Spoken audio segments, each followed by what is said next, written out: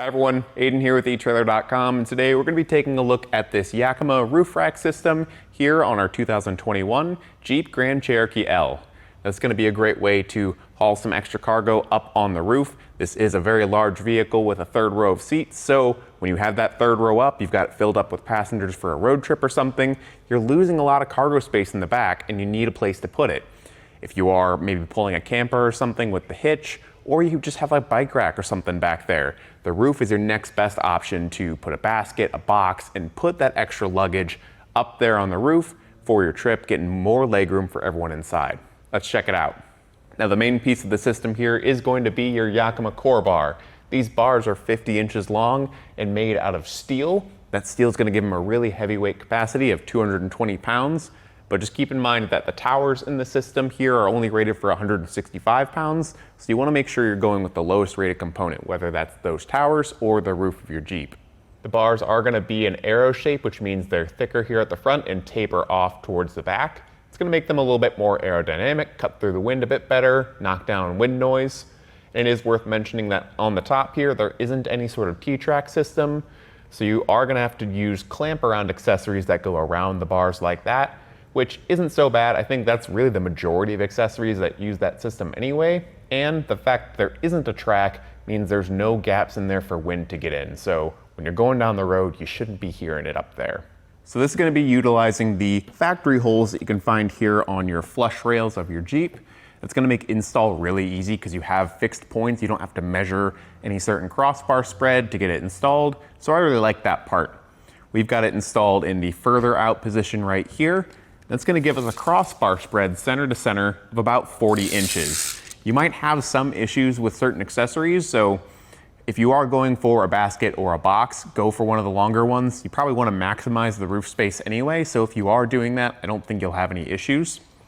As far as how high it's going to sit up off the top of your roof, you are going to be adding about 6 inches from the roof to the top of the bar here, which I don't think should be any issues for any garage at home, but just remember that when you add something like a box or a basket, because that's going to be adding even more from the top of that crossbar. And the standout things for me with these towers is the fact that you can remove them whenever you don't want to use them. So all you got to do is come to this cover, pinch it and pull it back, and you can just lift it up and out of your fit kit there. You can see at the bottom that when I push this in, some locking tabs go out, and that's what holds it into your fit kit down here. So if you do want to go through a car wash, or you just only want it up there for when you're actually using your roof rack, you don't have to have it on full time.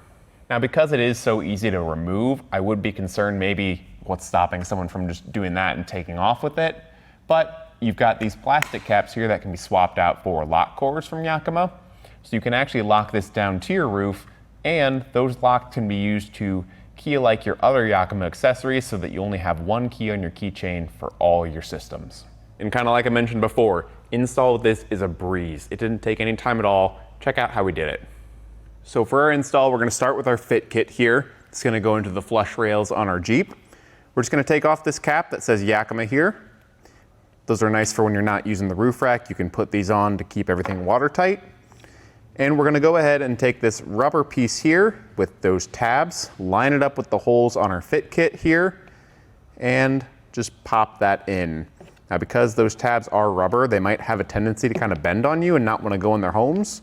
So just be patient with it. You might have to kind of peek around there, try to see what's not lining up, what is. And you don't have to get it perfectly in place, because once we actually put it up on the roof and get it bolted down, that will help push everything into place. Up here on the roof, we're going to figure out where we want to mount up these pieces for our fit kit. We've already got our front crossbar in place, and we have choices for this spot or this spot where we have these factory holes. I'm going to go with the rear ones just because there is a clearance issue with this tab right here on our fit kit. So I'm just going to take a small flat-bladed screwdriver, pop that in these little plastic covers, and just push out on them to remove them. It's just going to be a friction fit push pin, so we can set that one aside and do the other one right here. And do keep these around in case you ever decide to remove the fit kit. You never know when you might need them. Now with the fit kit here, you'll notice that there is a slotted hole here at the back and 2 other holes to choose from for our bolts.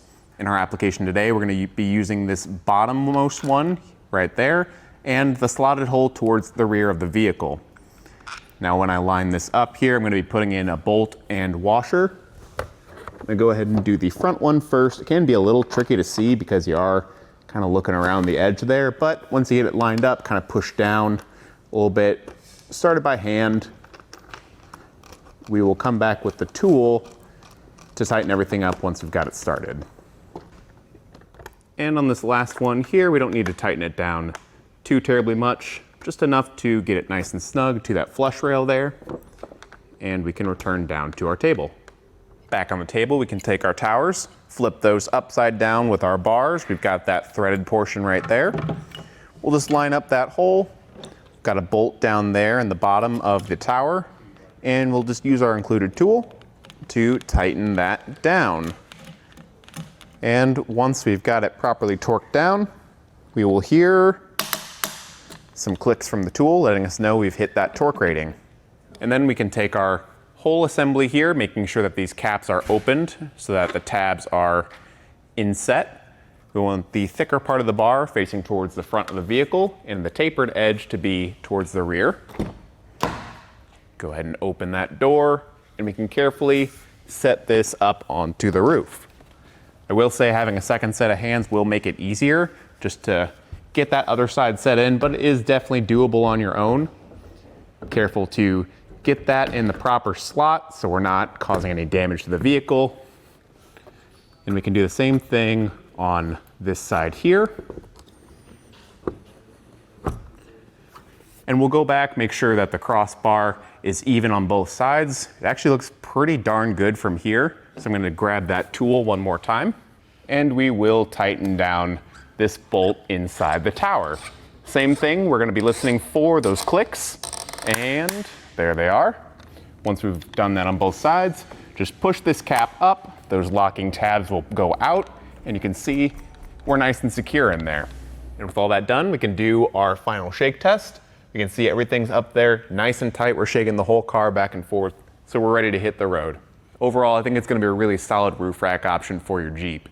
The fact that it's so easy to take off when you don't want to use it, and you can put it back up there whenever you need it, is really nice. Or you can just leave it up all the time. I think it looks really sleek, and you can't really beat that when you're picking out something that is going to live on your car for a long time. Again, my name's Aiden here at eTrailer. Thank you for watching.